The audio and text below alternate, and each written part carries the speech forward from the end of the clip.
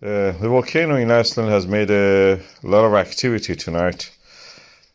Lots of lava flooding the Meradalir Valley is practically looking like a landscape on the Venus.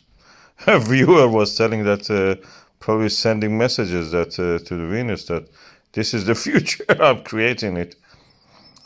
Veniforming, as they call it.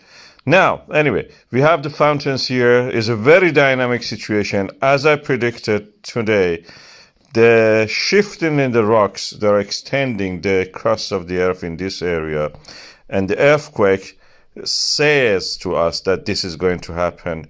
A few hours ago, I posted another video which showed that earthquake seismic activity. So the lava is rising. It's the product of the seismic activity. At the same time, when it is rising, also it creates those earthquakes also.